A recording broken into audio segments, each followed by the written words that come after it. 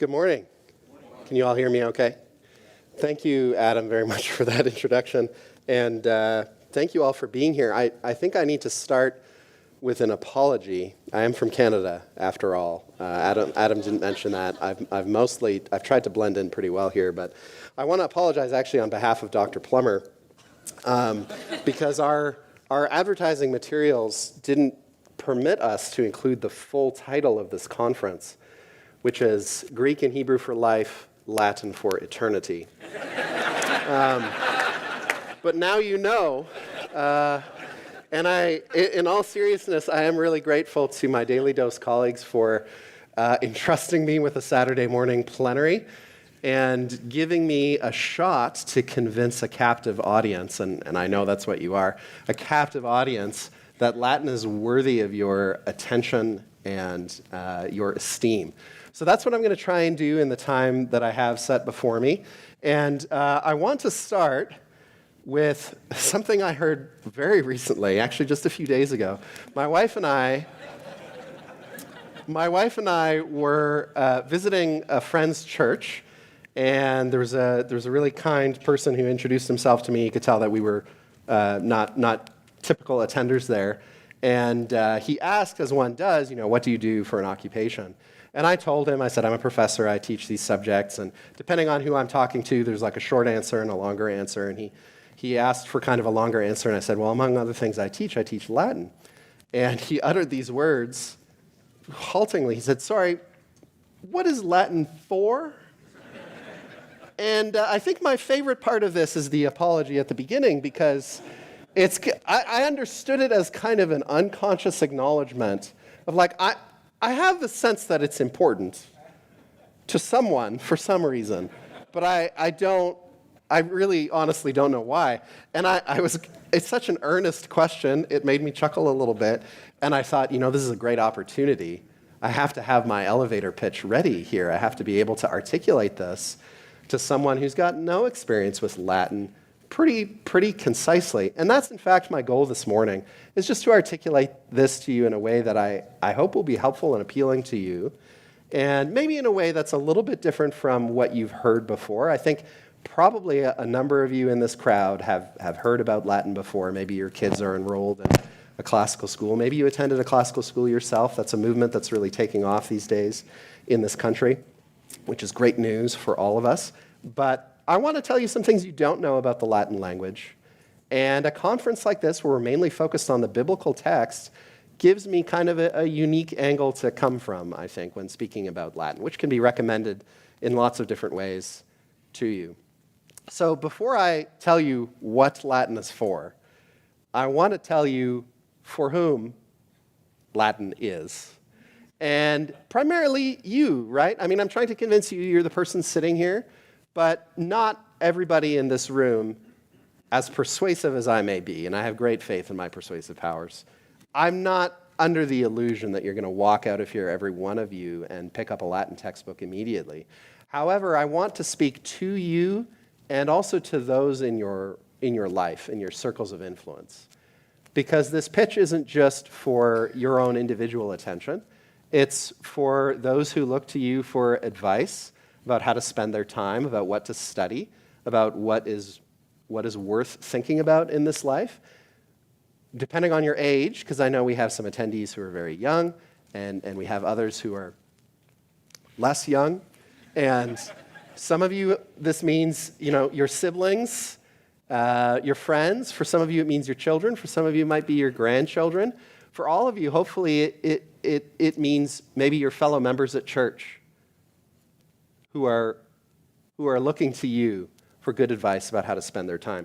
So I hope you'll consider that my goal is not only to convince some of you, hopefully, to take up the study of Latin, but to convince you to be champions for Latin, even in a vicarious kind of way. It's a good Latin word, vicarious, for those in your circle of influence. Because I've heard many stories, and witnessed this myself, of people commending a way of life to those who come after them that's better than what they've experienced. Isn't that what all of us want for our children and grandchildren? We want them to have advantages that we didn't have. I didn't get to start studying Latin at 6, but I've already started with my 3-year-old daughter. She can say hello and a couple of other things. She really likes the sound of Latin, so it's something to work with. So I hope you'll have that broader audience in mind that I'm trying to reach through you as we go through these things. So, okay, here's my answer in a nutshell right at the beginning, and then I'm going to elaborate on this as I go. So because of my own training and what I spend my time doing, the first answer that occurs to me, and this is what occurred to me when I was asked this question at church on Sunday, is what is Latin for? Latin is for reading important texts that are central to the Western tradition. But as I was thinking about how to articulate this to you, I realized, well, I've got to qualify this. You know, this is what scholars do. We've got to really make everything very specific and precise. And so I've got to add some words here. I've got to say not just reading important texts from the Western tradition, reading those texts responsibly in an independent way, in a culturally smart and informed way, not just reading them, but explaining and unraveling their meaning, and not just ancient texts, but texts from the medieval world, from the Renaissance world, and from early modernity, all the way up into the 19th century, and in some cases in the 20th century, which is something I'm going to talk about. That's the first thing that occurs to me. And I think the first thing that would occur to most people who do Latin is, why do we learn Latin? First of all, primarily to read and explain, enjoy, and profit from the vast range of texts that Latin opens up to you. And I've underlined these three key terms because they're important. Responsible. We all know at this conference there's irresponsible ways to deal with difficult texts that we encounter in another language. Responsibility requires experience and strong guidance, and we don't want to be irresponsible readers of any text, regardless of the language. Independence, though, is also important. You know, if somebody asked me, well, why did you start studying Latin in the first place? It was a very prosaic reason. I was really interested in classical literature. And even though I knew no Latin, as I began to read classical literature in English translation, I had this strong sense of eagerness to cut out the middleman. Now, one thing you should know is translations of classical texts, for the most part, if you're going to read Ovid or Virgil in English translation, there are wonderful, expertly done translations available. It's not like you have to rely on amateurs, right? But I would read even those translations, and even knowing none of the target language, what would be my target language, I had this intense feeling of, I want to get past this. I don't want to see through a veil. I want to see face to face with the expression of this language. That is an ability I prize very highly, and maybe this is a particularly American sentiment that I've picked up on in my time here. But I don't want to have to rely on anybody else to tell me what an important text means. I want to be able to see it with my own eyes. So that's something that's driven me, and that's what I mean by independent. This has to do with the issue of translation, which I'll come back to in a moment. Culturally informed, I think, is clear enough. Reading a text isn't just about understanding the words in terms of your own language. There's a lot more that goes on in interpretation, as my colleagues have already talked about. Number two, I would say membership. And this is a hard concept, actually, to articulate. I played around with different ways of saying it. I think membership is the best word. Let me show you what I'm getting at by asking you a couple questions. How many of you are professional, trained historians of American history? How many of you have been to Washington, D.C. and seen the White House, the Capitol building, the Washington Monument? How many of you have been to Boston and walked the Freedom Trail, Faneuil Hall, the old State House? When you have those experiences, you're not becoming an expert overnight in what it means to be an American or to live in America. You are giving yourself an opportunity to get a deep and abiding sense that you're a part of something much bigger and richer than yourself. You're tasting a sense of membership in a tradition, in an inheritance. You don't have to get a PhD in American history subsequently for that to be worth something to you for the rest of your life. I first visited Washington when I was about 8 or 9 years old, and I'll never forget it. I wasn't even an American. It's an impressive place. And it communicates to you, as long as your eyes are open, important things about what it means to be an American or to live in America. Similarly, even a little bit of acquaintance with the Latin tradition is enough to open your eyes to the membership that is available to you in something much bigger, much vaster, and much richer than yourself. You don't have to become a classicist. You don't need a PhD in Latin to experience that. So that's one of the things Latin is for, is even in a small dose, giving you an experience that marks you. Like that weekend you went to Washington, D.C., the one time, to experience what it meant to be an American. So, number 3, and this is something, I can't account for this. People just don't talk about. It's for fun. It's for fun. Do you need, at the end of the day, I want to ask, to rigorously justify in intellectual terms studying any language on earth? No, of course you don't. You can do it because you like doing it. I really like doing it. That's not originally why I started to do it. The love came second after sort of a more scholarly interest. But now I do it just for kicks. I mean, I'm employed to do it, but I love doing it. It gives me joy. I would do it if nobody made me do it. If I had a completely different job, if I was laying bricks 24 hours a day, in those 3 hours I had to myself in the evening, this is what I would be doing. I'd be reading Latin. I like the way it tastes in my mouth. My wife makes fun of me when I put it this way. But if you speak a language that you love out loud, and you should, you know what I mean. I just like the way it sounds. I like the way it sounds. So you can do it for fun. And then finally, and this is not a reason that's important to most people. It's probably primarily more applies to people who are going to go farther in their Latin studies. But greater than 99% of all extant texts in Latin have never been translated. Most people have no idea about this at all. And this is something I want to dwell on for a moment, because you could look at number 1 and say, why would I put in all this work? Like, yeah, sure, ideally it's great to read a text independently and not be dependent on a translation, but life is short. You know, Horace said, vita brevis, ars longa. Life is short, but mastery takes a long time. It's frustrating. Why can't I rely on translations? Well, of course you can, but you need to remember every translation is ultimately sort of a failure.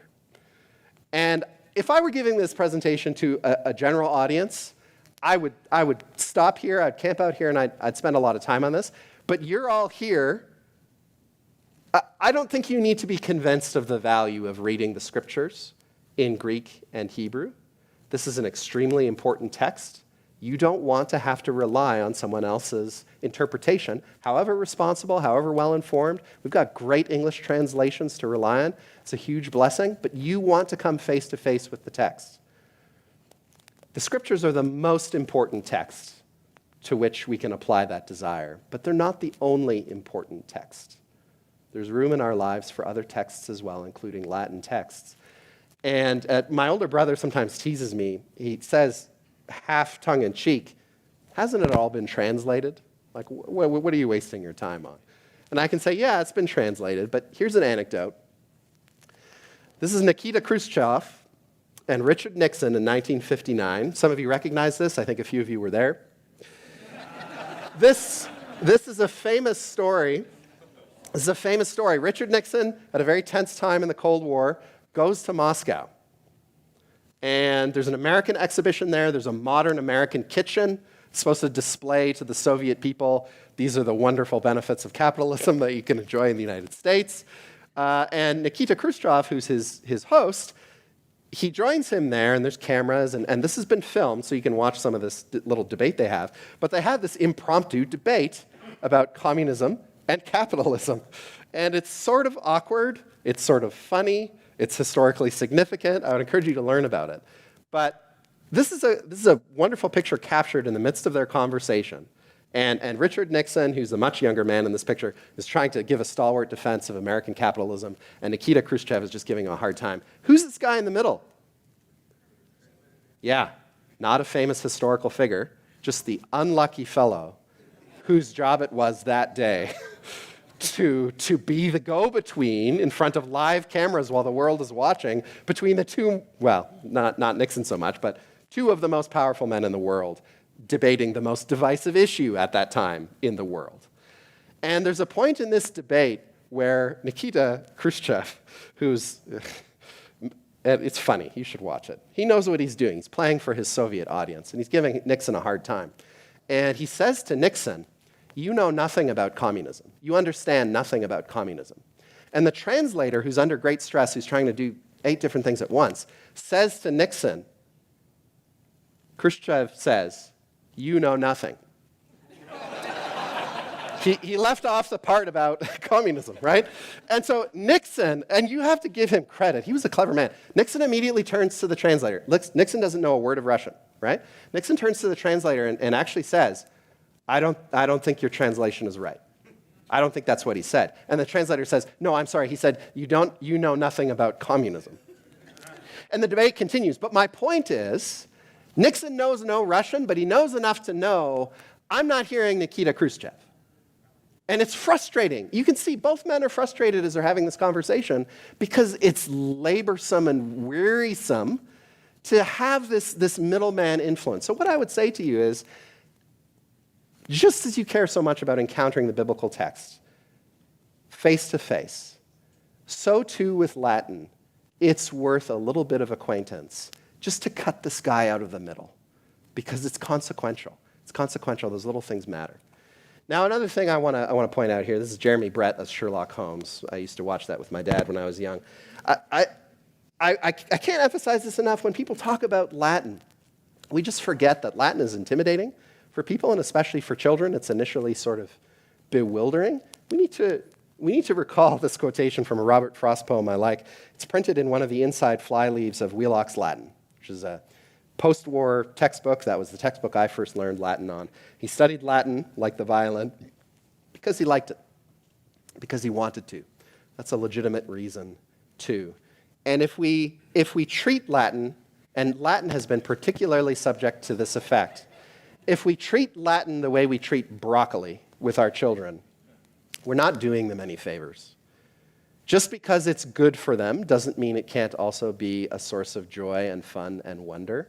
So I just want to plant that seed in your minds too. If you have the chance to talk to young people about Latin, not all Latin teachers, now that the situation's improved, there are a lot of great Latin teachers out there, but not all of them are great at conveying the sense that it can be tremendous fun, and just because it builds character doesn't mean that you should dread your next Latin class. So here's how I would summarize what I've told you so far. Latin is for the unrestricted and unmediated access to the central stream of the Western tradition.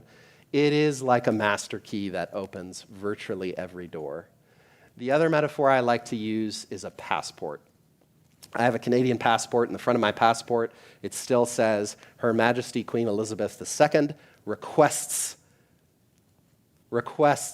that those who encounter the bearer of this passport allow them free entry, that's magisterial. It's majestic, right? Latin is like that. Latin opens more doors than any other language in the history of humanity. This may sound like an extravagant claim. It's true. I hope you'll allow me to convince you.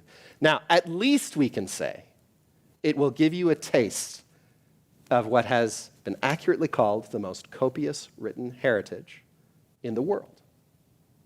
Isn't that worth it? Americans are all about economics and size. Americans like bigness. This is something I appreciate about them. Bang for your buck should matter to you. Again, life is short, right? I can tell you, again, there is no linguistic learning experience you can have which for sheer breadth can compete with the value of Latin. Now, I will caveat this because of the conference I'm at by saying, for value, to be able to read God's revelation to us in the original languages is more important. That quality is more important than the quantity that Latin makes available to you. But close runner-up in second place for quantity. You can't do better than an investment in Latin. Now, a lot of people don't know this, but the vast majority of Latin texts which exist were created very recently. The vast majority. All the ancient Latin texts that we possess, including not just those literary texts like the Aeneid or the Metamorphoses or whatever, including even inscriptions on buildings, on gravestones. All of that together, if you add it up, has been reliably estimated to account for perhaps 0.01% of what has been produced. And even of those, Christian texts produced in late antiquity make up the vast majority. Now, the influence of that classical literature has been outsized, and deservedly so. It's great literature. If you read the Aeneid, if you read Tacitus, if you read Pliny, if you know these authors, you know, wow, this stuff is amazing. It's deservedly remembered and still studied in schools. But it's a drop in the bucket of what Latin makes available to you. A visual image here for you to make this more comprehensible. You could store all existing ancient Latin in 500 500-page books, which is a lot, but you could fit those in Dr. Mohler's basement. Like, it's not inconceivable, right? I think there's probably more than 500 volumes in there, but you could do that. You could see it more or less all at once in one view. To contain all of the Latin that we would have, you'd need to add another 5 million of those volumes. 5 million. That's how much Latin there is.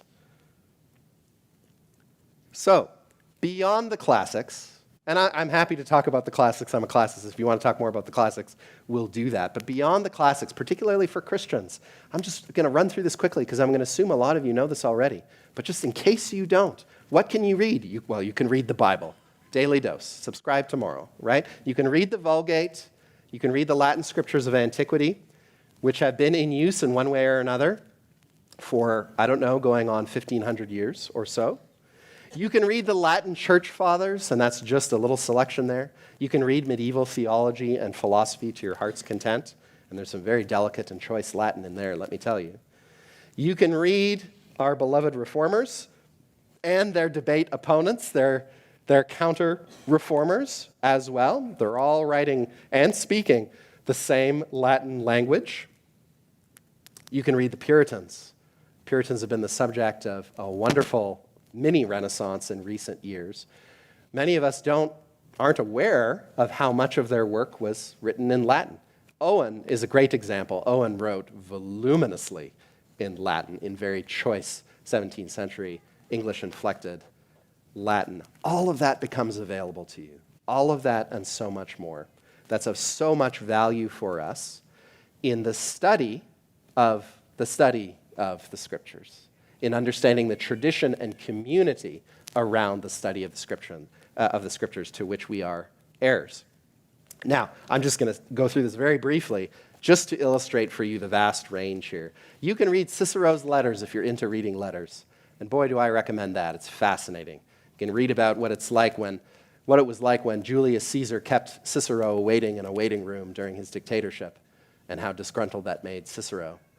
Caesar looked at him and he said to somebody standing next to him, "Look at how irritated Cicero is that he has to wait to speak to me. If men like that hate me, maybe I won't live so long." You can read about that because somebody overheard it, told Cicero. Cicero talked about it in one of his letters that he wrote to somebody else. You can read Cicero, but hey, you can also read the letters of Peter Abelard to Heloise. Your discretion is advised. You can read the letters of Erasmus to Sir Thomas More and King Henry VIII. You can read the letters of Thomas Jefferson, who was able, evidently, to correspond in Latin. Not everybody was. Washington couldn't, but Jefferson could. You could go from the imperial histories of Tacitus, fascinating reading, learn about the Emperor Nero and his characteristics, his way of living. You can read about the history of the Franks in early medieval Europe, or the history of Florence during the Renaissance. Or you can read a life of George Washington in Latin composed in the early part of the 19th century. Excellent reading and a fascinating perspective on how Roman categories are not just window dressing in the early American Republic. They're fundamental to American identity for people in that time. You can't taste that fully without Latin. I could go on here. I'm gonna skip ahead. But you can trace all these different genres, all these different subjects across more than a millennium of history and culture. Here's the bargain price: a few months of effort. A few months of effort. How many of you have Logos software on your computers or devices? Wow. Yeah. How many of you feel as though you have made full and complete use of the resources available to you? Yeah, that's right. I was hoping somebody would raise their hand so I could say, you're mistaken. It's not possible for one person, right? Even a team of people, it's not possible. But think of how cheaply all that comes. It's almost scandalous. You look at what Logos makes available to you and you think, this should be illegal. It should be illegal for me to have access to so much treasure at such a bargain price. I think this is a good metaphor for what Latin can do for you across the ages. And Latin is everywhere. Was everywhere, still is everywhere. This is another thing I think people don't fully understand and appreciate. It's not just the great literature. I mean, that's the really important stuff. And by the way, we should hasten to add, it's not just poetry and history and drama. Philosophy, law, especially law. The Romans more or less invented law. I don't know if you know this. Theology, medicine, astronomy, biology, musicology. A lot of early musical theory is all encoded in the Latin tradition one way or another. Letter collections, these are just some of the genres. But even beyond literary texts, public records of every kind in European cities. Royal and princely residences, palaces, have got massive archives, still largely unknown and uncatalogued, written in Latin. Private individuals who had the money and the leisure had their own vast catalog of texts and records of every conceivable description. Basically, every document remotely connected to the history and operations of the Catholic Church until pretty much yesterday was in Latin. I don't know what percentage of the current Vatican archive is in Latin, but I'd estimate it's probably north of 75%, just historically speaking. Everything down to the records of individual baptisms in individual dioceses in every far-flung corner of the globe. Again, until very recently, Latin, Latin, Latin. Even if you open a book that has been officially approved by a bishop or archbishop, it's a living tradition called an imprimatur. It says in Latin on these, I just saw one in a book the other day, there's nothing objectionable in this book. You can read it and feel safe about this. This is still a tradition. We want our books certified by the magisterium to say, hey, don't worry, you can trust this. Still in Latin, still in Latin. Hundreds of thousands of inscriptions on buildings, on paintings, gravestones, you name it. International correspondence, curricula, meetings, public lectures in European universities until just recently. Even for my own dissertation, there was a 19th century book that I absolutely needed to have. I found it, discovered. This is a dissertation written in Germany, in Latin, 250, 300-page dissertation in Latin. And hey, I don't speak Dutch, which I think was the original language of this guy who was studying in Germany at the time, but I could read the Latin because it's an international language in our day. Certificates, my doctoral certificate is written in Latin, and the chances are if you have one, yours has got some Latin on it as well. Titles, baptisms, licenses, technical terminology in science, we could spend an hour lecturing on that alone. It's everywhere. Think about, how many of you have read a little bit of Shakespeare? Exe und omnes. Exit, maybe you didn't know exit was Latin, but it is, it means he leaves. But there's a difference between exit, he leaves, and exe und omnes. They all leave. Everywhere, everywhere, we find Latin. And that's because Latin is a world language. Simple definition of a world language is a language that has outgrown the people, the territory with which it was originally associated, the people group for whom it was originally native speech, and as a secondarily acquired language, it spreads throughout the world like an infection. Not only in Europe do we find Latin, in every corner of the globe. In every corner of the globe, until again, just about yesterday in cultural terms. And Latin texts are not just produced by Europeans who went to all of those places, although a certain bulk of it probably was, but also produced by people in those places. Did you know that there were young Native American men writing Latin poetry in New England in the 17th century? There were. I haven't read it, but it would be interesting to see to what extent are they imitating classical models? To what extent are they bringing their own experiences, the history of their own people, into their use of the Latin language? Because you can't avoid doing that as with every other language, when you compose or you speak in a target language, you can't help but bring some of yourself into it, some of your own history and traditions, all over the world. There are other languages we can classify as world languages. Aramaic, Scott, counts as one. Ancient Greek, thanks to Alexander, did for at least a little while. Sanskrit, and perhaps more relevantly for us today, classical Chinese and classical Arabic. Languages spoken far beyond the borders of their original contexts by many people who imported their own ideas and their own twists on the cultural heritage embedded in those things. But of all of these, only Chinese and Arabic, just in sheer tonnage of written material, come remotely close to the size of Latin production as a world language, and they're dwarfed. The two of them combined would be dwarfed by what exists in Latin. So again, I'm not saying to you Latin is the best language in the world. I'm just saying it is demonstrably the most prolific. So again, think about your American instinct for bargains and count it up. Count it up. Now, there's only one language that perhaps can rival it. Who can tell me? English. English. Think about that comparison sometime. It leads to some fascinating insights. This is where Latin started. This is the Italian peninsula. That tiny sliver. All right, Adam, I'm going to use your pointer here. I'm pointing at my own hand. There we go. Okay. This little tiny light gray sliver, that's where Latin was born. It's basically a neighborhood language for the people who lived in a tiny village called Rome at the time. I realized if I want to update this for the 21st century, it's actually easier for me to show you where Latin has not had prolific influence. So I took the liberty of preparing this map. The areas explicitly noted, particularly here, down here.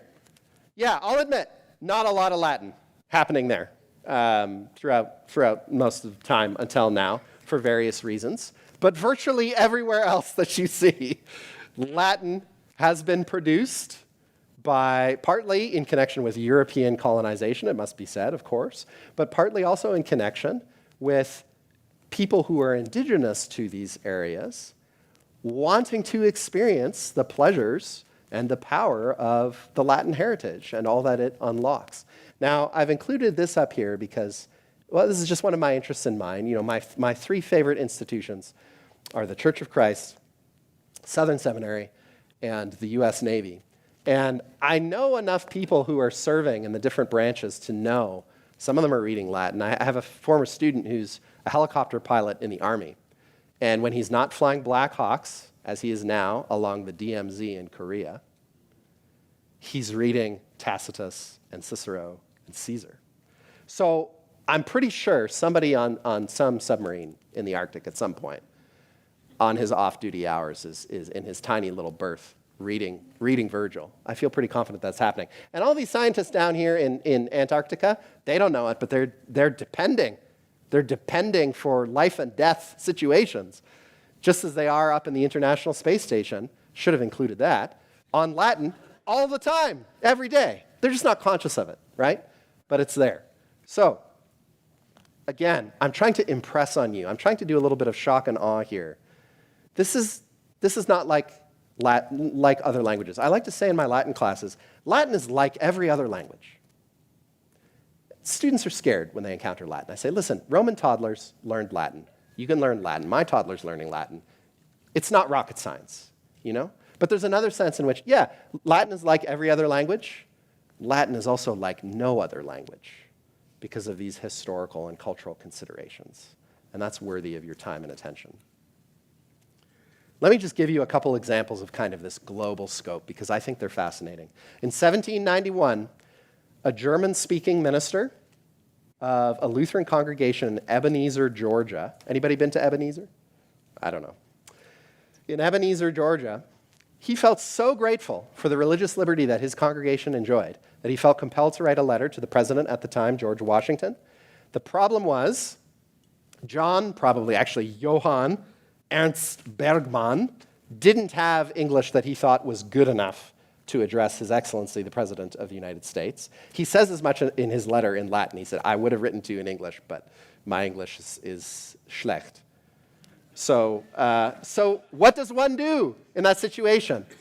What is some third thing, some tertium quid, that you can both rely on as a means of communication? Ironically, actually, Washington's Latin was sort of non-existent, so someone would have had to read it to him. But Bergman paid him the credit of thinking, Washington's a learned man, wrote him this letter. It's very touching. It's very brief, but he says, thank you for upholding, among other things, our right to worship as we please. Because that wasn't always something we enjoyed in Germany, but we enjoyed in Ebenezer, Georgia. Incidentally, this is mistranslated on the Religious Liberty site where I found it. I'm going to send them an update. But it's just another reason, don't rely on middlemen for this kind of thing. You need to read it yourself, face to face. We could talk about a description of the Chinese kingdom written in 1639, never, so far as I can discover, translated by anyone into any modern language, by a man named Nicolas Trigault, who was a Jesuit missionary to Hangzhou. Wouldn't you like to know what the Chinese Empire seemed like to a 17th century Jesuit, interpreting it in the categories of European civilization? People still read Marco Polo's accounts of his travels all the time. This has just as much claim to our attention. It's gone by the wayside. You can read it if you learn Latin. This is one of my favorites, a book called New England, written in 1625 by one William Morel. A description, now I'm quoting from a library catalog, and I love this. It's a description, quote, of the air, earth, water, fish, and fowls of that country. Sorry, this is Morel's own title. Air, earth, water, fish, and fowls of that country, New England, with a description of the natures, orders, habits, and religions of the natives. And just in case you don't know, 1625 is like immediately after the first European settlement of New England. This is like right after they arrive, right after the Pilgrims arrive. This guy writes this account. There's a Latin part written in dactylic hexameter, the meter of Homer and Virgil, which, according to the library catalog, spends a majority of its verses describing the Native Americans with awe and curiosity. This is before a shot has ever been fired in anger in New England, before so much of the tragic history that we know has ever occurred. Two peoples encountering one another, absolutely floored by the excitement of that encounter. You can read about it in Latin, because you know why? The English poem which accompanies it, written in iambic pentameter, has nothing to do with the Latin part. It's not a translation. They're just two different poems. And people discovered this, and I love this from the library catalog.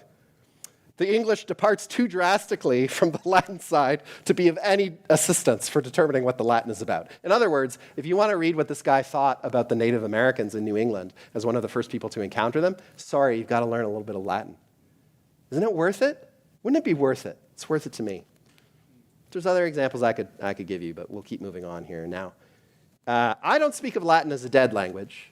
I think I understand what linguists and what ordinary people mean when they say that. Nobody's born in the world today who acquires Latin as their native language from a native speaker, right? Of course, that situation ceased long ago.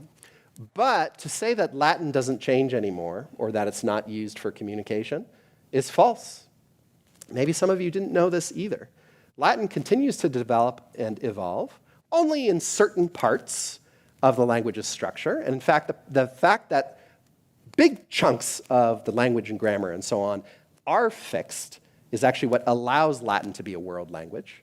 Because if a language is in motion, it's hard for us all to be on the same page, especially if we're spread across the globe.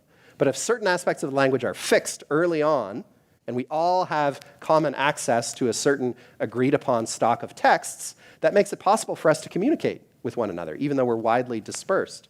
But Latin is still used to communicate today. There are active speakers who can do this with incredible ability. I would not have believed it myself if I had not seen and heard it now many times over. I one time had a debate with some friendly Presbyterians about baptism in Latin. I would not have believed it possible, I'll say again, had I not been there and participated. But it is possible. It is possible. It's a means of communication. Like any other means of communication, it's still usable today. In John Milton's day, when he was studying at the University of Oxford, you weren't allowed to speak English on campus. For the dumber students, you could speak Latin. For the more advanced, you might have a conversation in Greek. And for the really gifted, like Milton, you'd talk in Hebrew. But nobody's speaking English. Nobody's speaking English. How can they do that? Well, it's a means of communication. It's a language. You can learn it like any other language. And people still are learning it and using it. Part fossilized, but not wholly dead. Fixed, which is what keeps it living. I don't know if you knew that about Latin, but it's a good thing to know. And lastly, I kind of want to home in on this here. This is maybe the main thrust of what I want to tell you. It's also a some is better than none kind of language. You've all heard the proverb, maybe. A little knowledge is a dangerous thing. And this is more true in some fields than in others, you know? Nuclear physics. A little knowledge is a dangerous thing. How many of you saw Oppenheimer?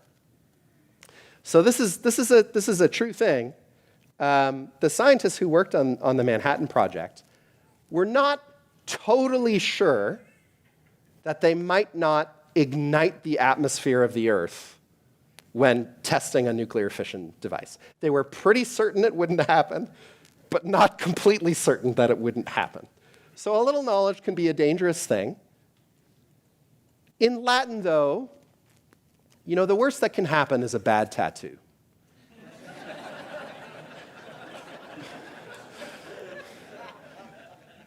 And there are lots of them. I one time was approached by one of our students who served in a special forces unit of some kind. And I just always think it's cool that I get to meet. I'm a nerdy academic, and I get to meet these people who've done all these crazy things. And he said, hey, our unit, this is true of a lot of units in the US military, we have a Latin motto. Would you look at it for me, because I think it's a bit wonky. And I have some experience. I'm actually thinking of starting a business where I can just correct mottos for people. But he showed it to me, and it was supposed to say, we liberate the oppressed. And what it actually said was something close to, we oppress the liberated. I'm not making this up. I'm not making this up. Because an active participle was confused for a passive participle, right? And I told him this, and he said, you're joking. And I said, I wish I were joking, but that's the case. But the consequences are minimal. I just have to tell you one more thing. Coolest thing that happened to me when I was a graduate student. Sometimes the Department of Classics would get an email from a member of the general public about Latin. And our departmental secretary would forward it to the grad students, because I guess the professor didn't have time for that sort of thing. They would forward it to the grad students and say, anyone want to take this one? And there's an email that came through one day which said, a guy who is attached to a squadron of B-2 stealth bombers out of whatever Air Force base, they're making a new mission patch for their unit, and they want to say X or Y in Latin. Who wants to help? And I happened to be first on the email. I said, I want to do this. Let me do this. So I corresponded with this guy. I never heard whether they adopted it, but I did what I usually do, which is I was like, here's 8 different ways to say what you want to do. You pick the one that sounds good to you, you know? And where was I going with this? That's right. The consequences of bad Latin generally are not severe, which means it's worth the risk to know a little. You know, see all of the previous slides. The potential payoff is huge. The risk is slight. There are no life and death situations that depend on Latin. I'm still hoping for the day, you know, this happens in the movies. Some kind of crisis comes up, and they find some obscure professor toiling away in a university, and they say, your research has overnight become critical to the survival of the human race. And they put him on board a helicopter, they fly him to the White House, and he's bewildered. This is like the Jack Ryan scenario, right? And it's just like, all this effort, finally it pays off. I'm still waiting for this to happen. I'm waiting for it to happen, and they say, hey, all these flying saucers we were seeing over the oceans, turns out we need a Latin expert. I'm ready. I'm ready for this to happen. But generally the stakes are not high, right? Latin is a sandbox you can play in without mortal danger to yourself or others. I also want to tell you, man, this has been a real problem in my life, and maybe some of you are like this too because you're language folks. So often for me, in so many ways, the perfect becomes the enemy of the good. I can't do something as fully or completely as I want, and so I don't even begin. I despair of doing anything worthwhile. Don't let that happen if you're considering Latin. You can make a lot of progress in a short time. Yes, it's true, as I said yesterday, for mastery, it's like being a farmer or a gardener. You've got to water and be patient and do a lot of waiting. But to get access even to a tiny portion of all the riches that I've surveyed for you, it doesn't take that much work. And even if you do it imperfectly, it's going to give you, at the least, membership. What the literary critic E.D. Hirsch called cultural literacy. You can talk about the great conversation all you want. Do you really want to sit on the sidelines all the time? Or do you want a seat at the table in the great conversation? You have to speak the language to be part of a conversation, right? Hocus pocus. I'll be impressed. Does anybody know the origin of this phrase etymologically? Yeah, Kaspars. I'm not surprised that you do. Do you know what it is? Yeah, it comes from what the priest does at the altar. He says, Hoc est corpus. This is the body, right? This is speculation. I'm not sure that this is demonstrated, but the speculation is this term, hocus pocus. Kind of spells that people cast and sort of meaningless abracadabra, that kind of thing. It's a mutation of a Latin phrase because some ignorant people, they heard hoc est corpus, pronounced however, in some mass at some point, and somehow hocus pocus comes out of that, right? But this is a great example to me of, man, you could write a book about the phrase hocus pocus, as silly as it would sound, and its significance in Western culture. You can do a lot with a little bit of Latin. You know who had only a little bit of Latin? One William Shakespeare. And you think, well, he wrote his plays in English. Yes, that's true. That's true. But the classics, Ovid and Virgil in particular, are everywhere in Shakespeare. If you enjoy Shakespeare, you owe something to Virgil, to Terence, to Plautus, to some of these other authors. Shakespeare had a few years of Latin instruction in a local grammar school in Stratford, but it was enough to shape his dramatic imagination for the rest of his life, and we're all the beneficiaries. Just a little bit of Latin. Now, you may object that you don't have quite the gifts of William Shakespeare, and I'll grant you that. But you can make a lot of lemonade with these lemons. I'll just give you one more example. People say this to me all the time. I don't know if Pastor Gray is here. Are you here, David? Anyway. Somebody just said this to me yesterday, actually. I didn't plan this. People say to me all the time when they hear that I teach Latin, and usually it's some of the less young people that I encounter, they say, I once did a little bit of Latin, like 50 years ago. But you know what they always say next? There's two things they say next. The next thing they always say is, I'm pretty rusty, or I don't remember a lick of it. They couldn't decline a noun to save their lives, but they say, that was so valuable. So valuable.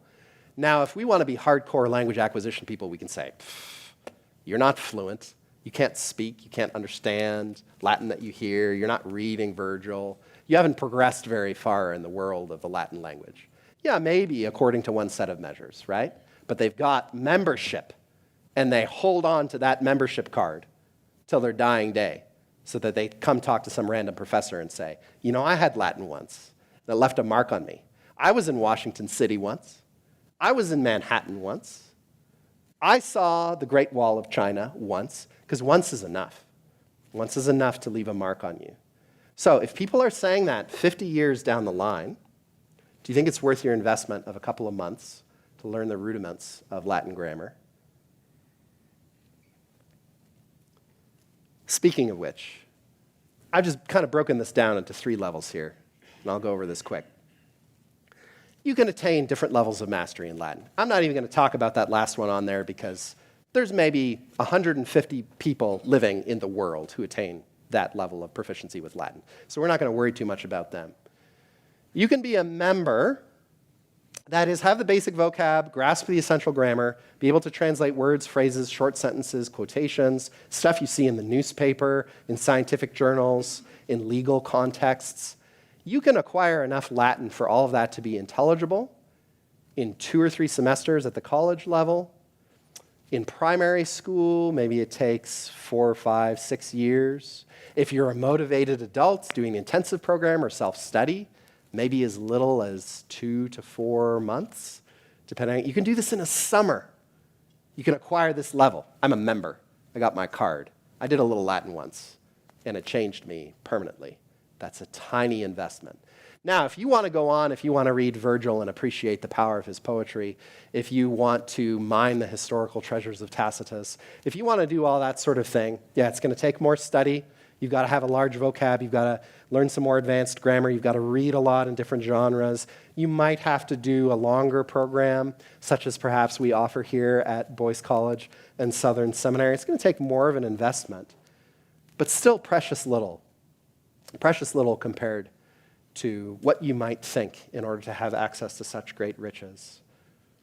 And you can, if you really wanted to, eventually attain a level of fluency that we don't know for certain, but probably would be hard to distinguish from native power over the Latin language. It's possible. Probably take you more than 20 years. I'm not pitching to you that you embark on that. I'm not even sure that it's altogether sane for me to embark on it at this point. It hasn't stopped me, but that's where my targets are set. But look at that first level, okay? Couple months of effort, and you've got that membership card for life. So, quid expectas? What are you waiting for? Thanks very much.